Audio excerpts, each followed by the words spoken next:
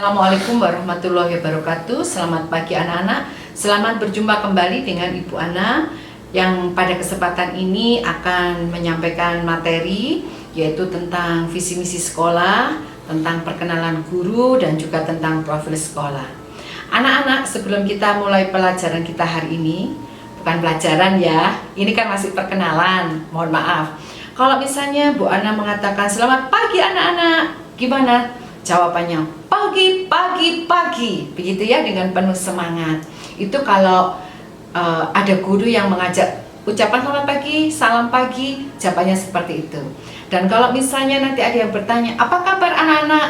Kalau orang kan biasanya baik, sehat, luar biasa. Nah, kalau dispensada kurang lengkap. Jadi kalau ditanya, apa kabar anak-anak?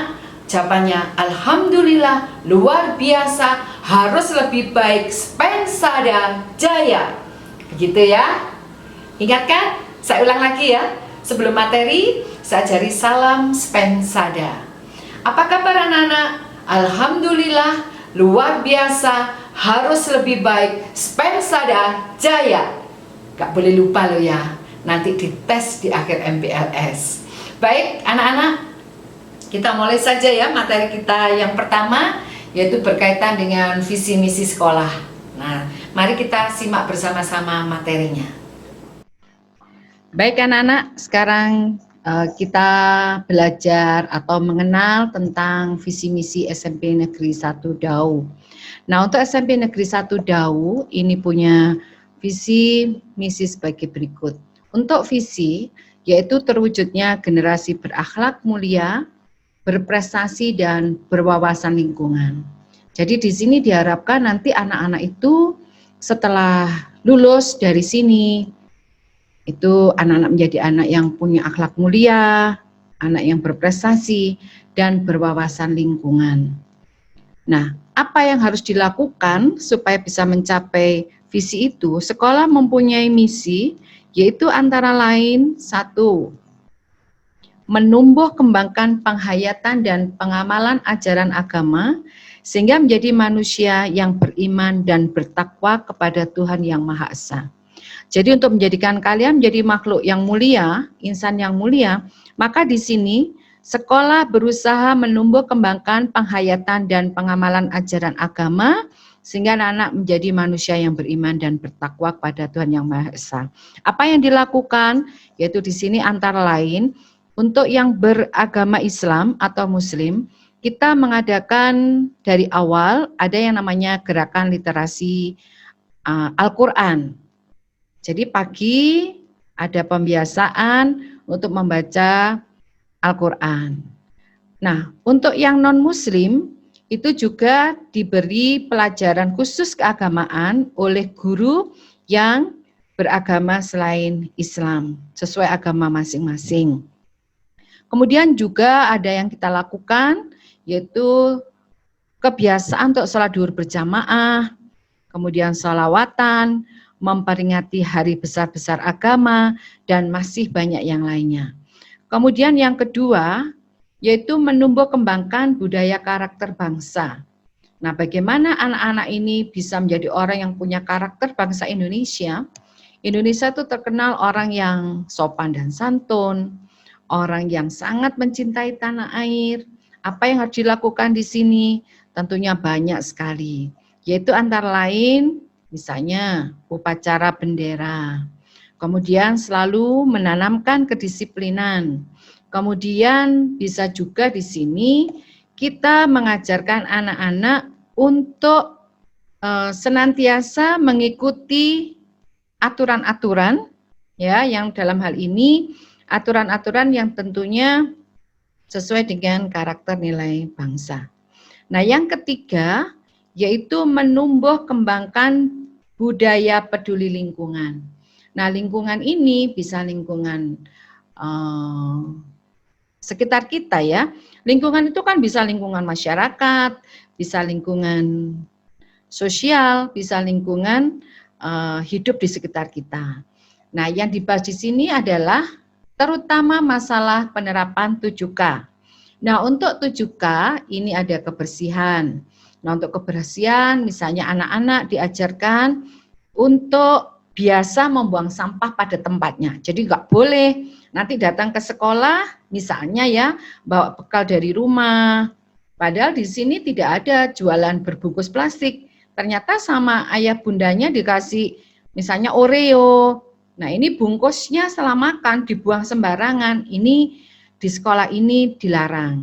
Jadi sudah disediakan banyak tempat sampah untuk supaya anak-anak itu bisa membuang sampah pada tempatnya. Ada keamanan. Nah, untuk keamanan di sini ya setiap pelajaran dan sebagainya itu kegiatan semua atau pintu gerbang ditutup dengan harapan tidak ada orang yang berniat jahat atau datang ya, tidak ada kepentingan misalnya seperti itu. Kemudian ketertiban. Jadi ada budaya antri, budaya tertib ya. Itu kita perhatikan supaya kehidupan itu menjadi lebih nyaman. Keindahan, kerindangan, ini ada kegiatan penanaman pohon, penanaman bunga, ya. Makanya kamu lihat kan ketika kamu melihat Spensada, belum masuk saja itu dari jalan sudah kelihatan bahwa sekolah kita itu punya hutan, ya, punya taman-taman indah. Jadi itu salah satu dari bentuk mengembangkan budaya peduli lingkungan. Nah, sekarang masalah kekeluargaan. Kekeluargaan anak-anak di sini juga Bapak Ibu guru, teman-teman kalian, kakak-kakak kelas, itu semuanya diajarkan bagaimana peduli pada orang lain. Misalnya saja ada anak yang sakit, temanmu yang sakit, ya tentunya yang rumahnya dekat atau yang satu kelas, kita bersama-sama nanti bahasa Jawanya itu besuk ya atau nyambangi gitu ya, supaya cepat sembuh, ada semangat, ada temannya yang memperhatikan, yang merindukan, seperti itu. Nah, untuk kesehatan di sini sekolah itu juga membuat aturan melarang anak-anak jajan sembarangan. Jadi seandainya di depan pintu pagar ada orang jualan yang lagi ngetren kan cilok ya. Anak-anak suka cilok kan? Nah, pasti suka kan? Itu adalah makanan favorit tentunya. Nah, ini dilarang itu jajan di luar sana. Karena apa? Karena sausnya itu mengandung zat-zat yang sangat berbahaya. Nah, ini dilarang dari kesehatan. Kemudian juga anak-anak diimbau jangan tidur terlalu malam. Kenapa? Supaya cukup istirahat, biar tidak mudah sakit, besoknya bisa semangat ikut pelajaran. Itu contoh-contoh sedikit saja yang sudah dilakukan oleh SMP Negeri 1 Dau. Nah, selanjutnya misi yang keempat yaitu melaksanakan proses belajar mengajar yang tertib dan berkualitas. Bagaimana mengajar belajar yang tertib dan berkualitas? Ya tentunya antara siswa dan guru itu harus saling menghargai, saling menghormati, saling menyayangi. Jadi kalau misalnya ada gurunya menjelaskan, anak-anak harus tertib, tidak boleh ngomong sendiri, tidak boleh apa ya, biasanya kadang-kadang gurunya ngomong, padahal itu hal penting, tapi kalian lebih memilih apa, cerita-cerita sama temannya, atau mungkin tidak memperhatikan. Nah, itu termasuk pembelajaran yang tidak tertib.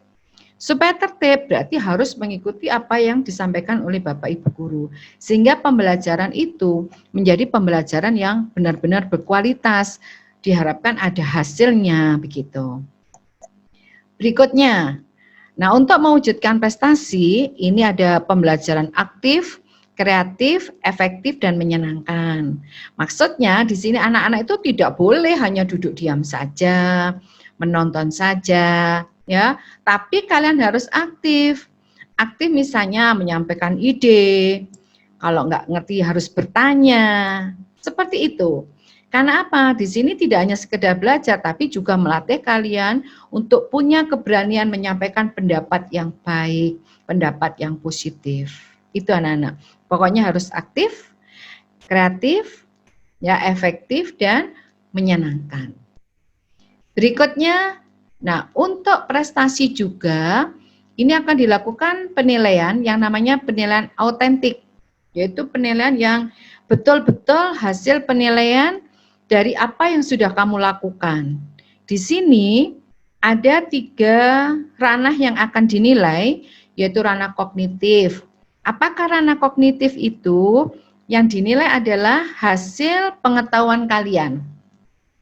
Jadi misalnya nilai ulangan harian, ulangan tengah semester, ulangan akhir tahun, nah atau akhir semester, itu namanya penilaian kognitif.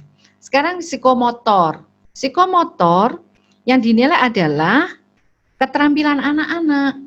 Di sini kan ada banyak ya, misalnya pelajaran prakarya, atau mungkin pelajaran lain, IPA termasuk juga bisa ada penilaian psikomotor. Misalnya, kalian diberi tugas melakukan sebuah tindakan. Kalau prakarya misalnya, kalau sekarang ini kan lagi COVID ya, banyak COVID ya, kira-kira apa ya anak-anak yang cocok ya? Misalnya, keterampilan buat apa?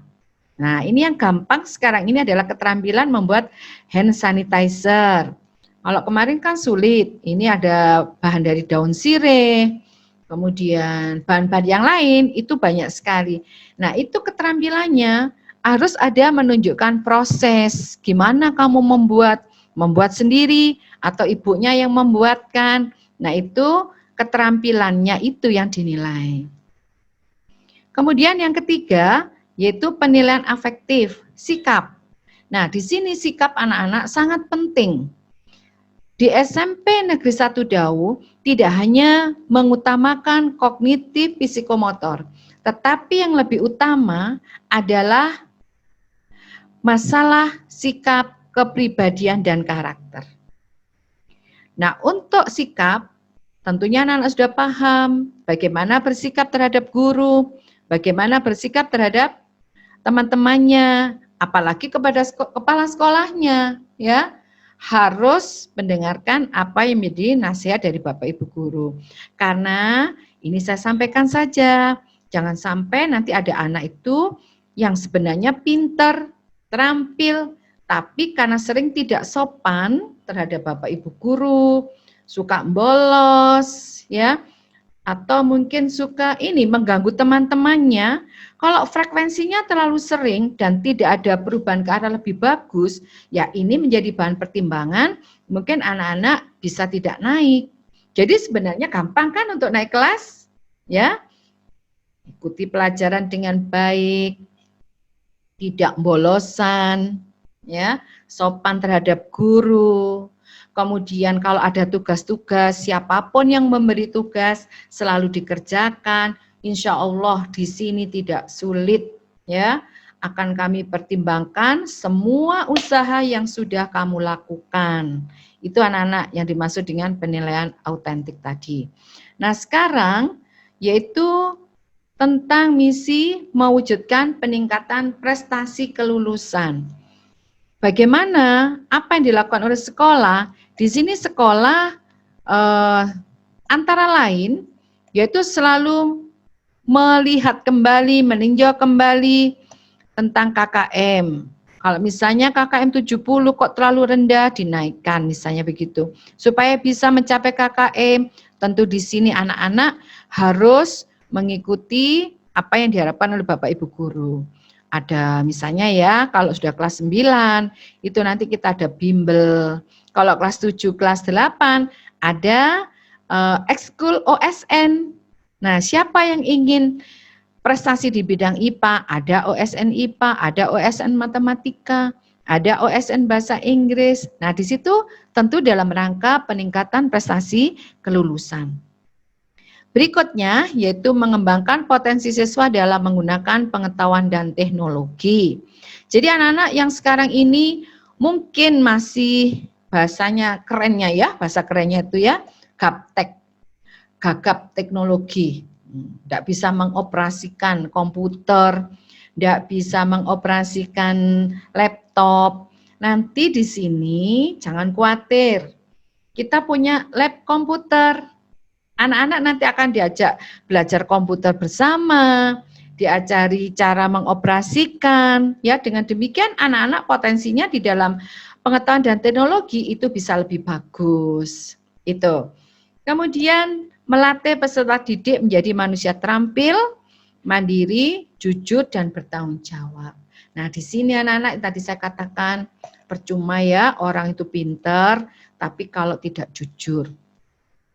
Percuma pintar kalau tidak terampil, tidak mandiri, dan bertanggung jawab.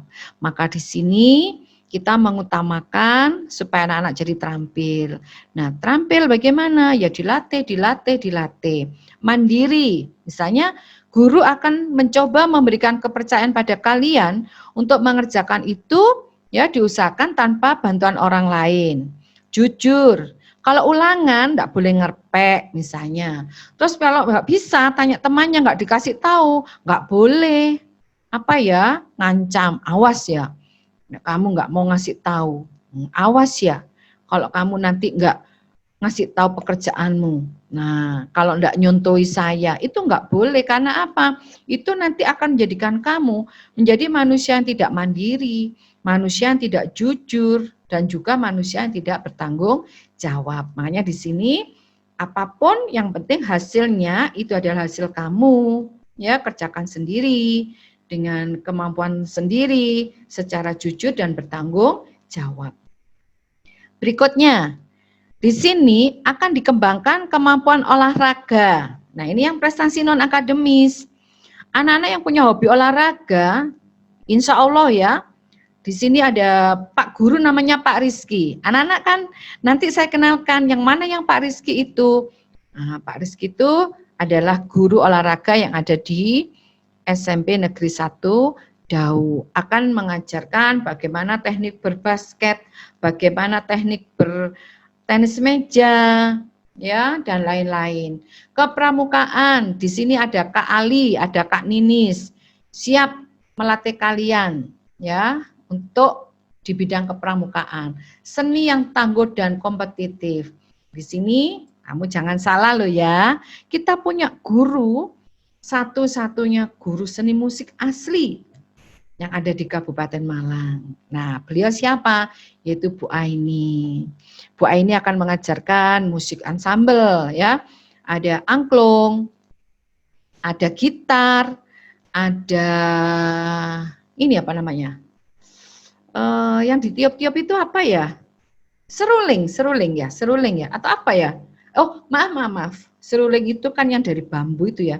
Ini namanya recorder. Nah, sebetulnya ada ini ya video-videonya. Nanti mungkin akan bisa kami tunjukkan atau bisa lihat di YouTube.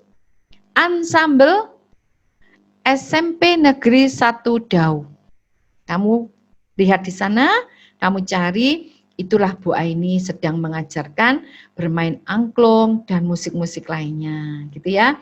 Nah, untuk yang seni rupa, melukis, kita juga punya seniman handal namanya Bapak Akung Budiharto. Tuh, berikutnya Nana.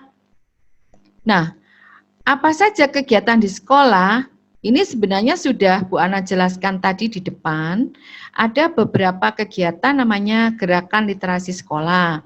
Literasi sekolah ada dua, yaitu yang pertama adalah membaca buku-buku cerita. Ini nanti kamu akan disuruh membaca cerita, menyimpulkan, atau mungkin sampai menceritakan kembali apa yang sudah kamu baca. Ini dengan tujuan supaya kalian adalah anak-anak yang suka membaca. Karena orang yang suka membaca pasti orang yang punya wawasan sangat luas. Kemudian ada gerakan literasi Al-Quran. Nah, gerakan literasi Al-Quran ini khusus ya, tadi Ibu Ana jelaskan di depan, khusus bagi yang beragama Islam atau Muslim. Nah, bagaimana dengan yang non-Muslim pada saat gerakan literasi Al-Quran ini? Ya, mereka akan diberi bacaan sendiri oleh gurunya. Di sini ada namanya Bu Susi, ada Pak Akung, itu nanti akan mendampingi yang selain beragama Islam. Kemudian gerakan cinta lingkungan. Ini biasanya kita lakukan setiap hari Sabtu. Nah, apa yang dilakukan di sini? Yaitu anak-anak melakukan kebersihan, perawatan taman, penanaman bunga, atau mungkin yang lainnya, banyak sekali. Yang penting tujuannya adalah supaya lingkungan kita menjadi bersih, kemudian menjadi hijau, menjadi indah, dan menjadi sekolah yang nyaman, gitu ya. Kemudian yang keempat anak-anak, ini memang kami mengadakan gerakan yang namanya gerakan melek huruf hijaiyah. Apa gerakan melek huruf hijaiyah? Di sini adalah gerakan untuk membantu ya, sekali membantu mengajari anak-anak yang belum bisa membaca sama sekali atau belum mengenal sama sekali huruf hijaiyah. Jadi kan kalau orang tidak bisa baca itu apa sih, gambarnya garis, ada kayak mangkok ada titik 1, ada titik 2 di atas, ada titik 2 di bawah. Ini kalau misalnya memang betul-betul tidak bisa sama sekali atau masih kurang lancar ya, ini nanti akan diajari ada jam khusus. Jadi jam khusus untuk gerakan melek huruf hijaiyah. Makanya nanti untuk yang belum bisa ngaji atau belum tahu huruf hijaiyah, nggak usah malu, nggak usah gengsi, nggak masalah. Karena di sini yang diajari bukan hanya kelas 7, kelas 9 pun diajari untuk yang belum bisa membaca dengan lancar. Itu. Jadi nanti kalau ditanya, siapa anak yang belum bisa membaca Al-Quran? Kalau memang belum bisa, ya langsung aja angkat tangan. Oh, saya belum bisa, Bu. Oh, saya masih bisa tapi masih gradul-gradul. Boleh, nanti akan dibantu oleh gurunya. Nah, terakhir ada ekstrakurikuler. Ini banyak sekali. Kita kalau tidak salah punya sekitar 20 atau lebih mungkin ya, 20 ekskul. Ini akan menampung semua bakat minat anak yang ada di SMP 1 Dau. Kalau kelas 7, kalau seandainya sudah normal ya, tidak ada COVID, maka kalian itu ada ekskul wajib, yaitu pramuka. Wajib, nggak boleh tidak ikut, wajib ikut. Nah, yang lainnya boleh milih salah satu dari sekian banyak ekskul tadi. Silakan milih. Kalau yang suka nyanyi ya milih nyanyi aja, ya. Jangan yang suka nyanyi milih apa ya, yang jauh dari hobi nyanyi kira-kira Nana. Ikut silat, nggak nyambung ya, gitu ya. Nah yang suka ini olahraga, misalnya hobi voli, ya ikut aja voli. Supaya apa? Minat bakat yang ada pada diri kamu itu akan semakin berkembang. Nah itu harapannya. Nah kalau semuanya menjadi lebih baik, ya yang tadinya nggak bisa servant sekarang bisa, itu sudah merupakan sebuah prestasi gitu anak-anak. Jadi kamu jangan terpengaruh oleh teman-temanmu, jangan sampai nanti di tengah jalan itu pindah ekskul, enggak boleh. Kalau udah milih ya itu harus ditekuni minimal 1 semester. Nah ini anak-anak. Ini syarat naik kelas. Kalau normal ya, artinya kita tidak belajar online. Ini ada nilai akademis. Tadi yang ada kognitif, ada psikomotor, ada afektif tadi. Itu semuanya dinilai. Kalau yang non akademis apa? Nah, di sini kamu lihat ya, ada absensi. Absensi ini yang sering membuat anak tidak naik. Kenapa? Ternyata anak-anak ini terpengaruh oleh teman-teman sekolah yang, maaf ya, bukan teman-teman sekolah, teman-teman yang ada di luar sekolah, yang mereka tidak sekolah. Jadi bahasa ini sederhananya salah milih teman. Nah ini kamu harus hati-hati. Carilah teman yang rajin supaya nggak bolosan, supaya nanti naik kelas. Perilaku. Kalau perilakunya ini nggak bagus, ya sudah dinasehati, diingatkan, kemudian sudah kena poin, misalnya nggak ada perubahan lebih bagus, ya tentu akan dipertimbangkan. Tapi kalau misalnya nggak paham terus melakukan sebuah kesalahan, kemudian dinasehati guru, ditegur, dia mampu berubah. Itu yang gak masalah, pasti akan dibantu. Artinya kamu ada usaha menjadi lebih baik. Seperti tadi, salam spensada harus selalu lebih baik, gitu ya. Ekskul, harus punya nilai ekskul. wajib.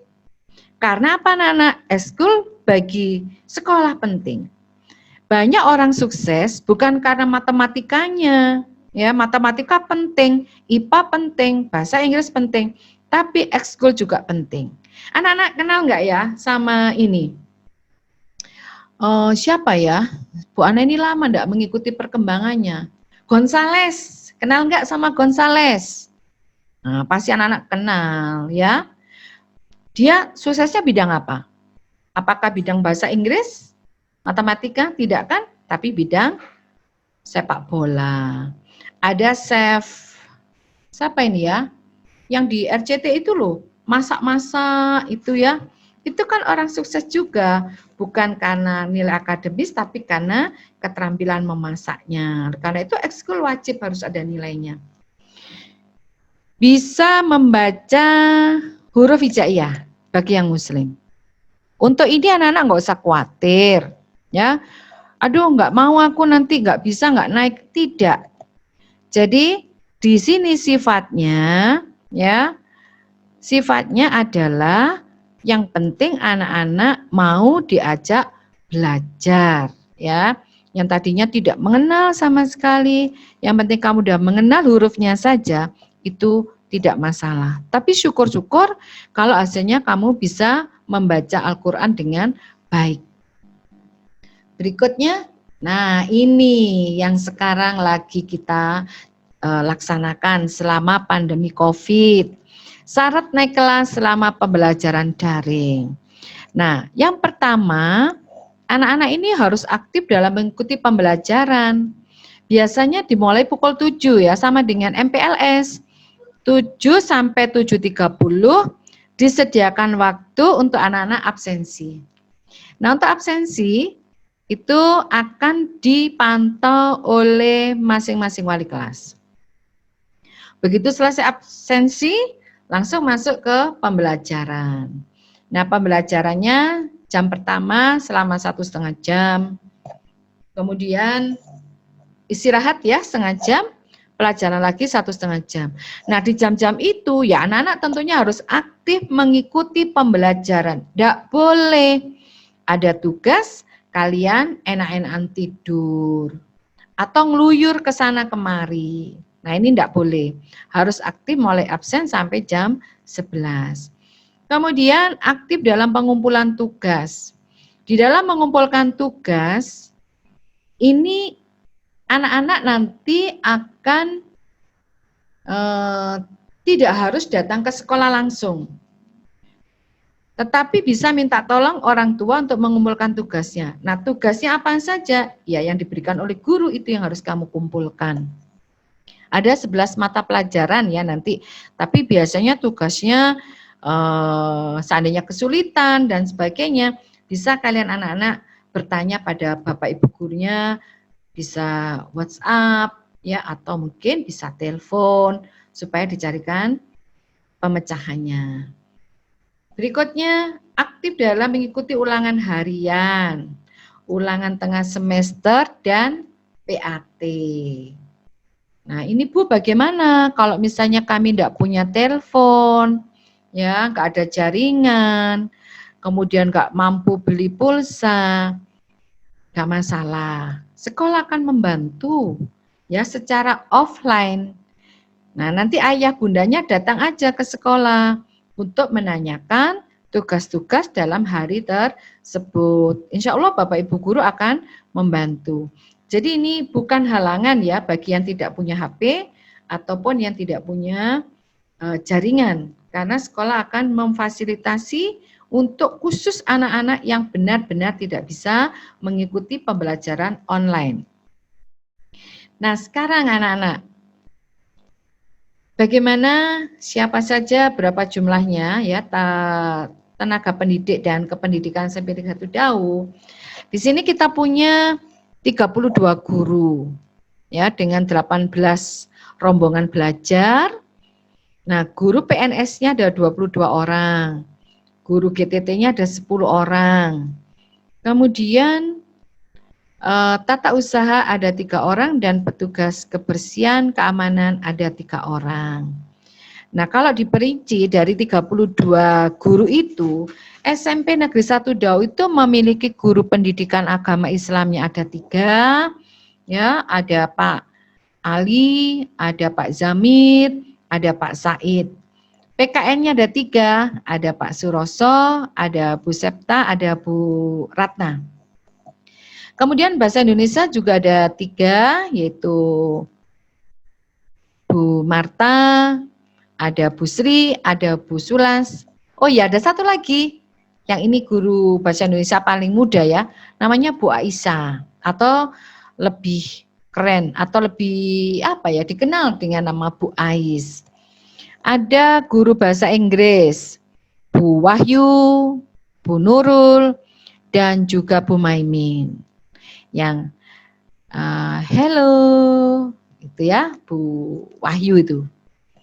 Guru IPA ada Bu Susi, ada Bu Nur, ada Bu Tuti, dan yang ini Pak Fatah. Pak Fatah ini guru IPA tapi juga ahli buat video-video, konten-konten video. Nah, nanti anak-anak siapa yang punya bakat nyanyi, bakat apa, minta disuting sama Pak Fatah, dimasukkan YouTube-nya SMP 1 Dau, boleh. Ya, pokoknya yang bagus, yang bisa membawa nama baik sekolah.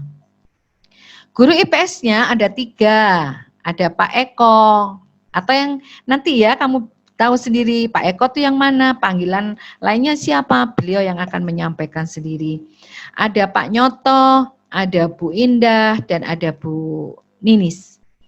Guru seni budaya ada Bu Aini dan ada Pak Akung. Guru olahraganya kita punya namanya Pak Rizky dan Pak Hari. Berikutnya bahasa daerah, ini ada 3, ada Bu Endah, ada ini Pak Suroso, Pak Zamir, dan Bu Septa. Prakarya Pak Fatah dan Bu Ninis. Matematika, ini ada Pak Edi, ada Bu Ratu, ada Bu Umi, dan juga ada Pak Sigit. Nanti Pak Sigit itu yang mana gitu ya. Ini anak-anak akan saya kenalkan juga di belakang. Itu anak-anak untuk guru yang ada di SMP Negeri 1 Dau. Nah, untuk tata usaha ada Pak Basuki ya, ada Bu Ika, di mana tata usaha ini mengurusi administrasi kalian.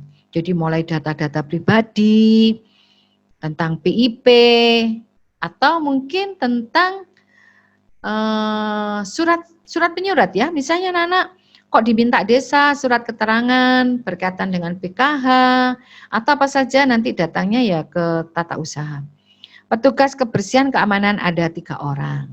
Nah, demikian anak-anak berkaitan dengan visi misi sekolah. Nanti selanjutnya akan saya perkenalkan ya, atau silakan disimak ya, yaitu video tentang siapa ya guru kalian yang tadi sudah Bu Ana sebutkan, ada guru bahasa Indonesia, bahasa Inggris, ataupun materi atau bidang studi lainnya, bisa kamu lihat di video berikut ini.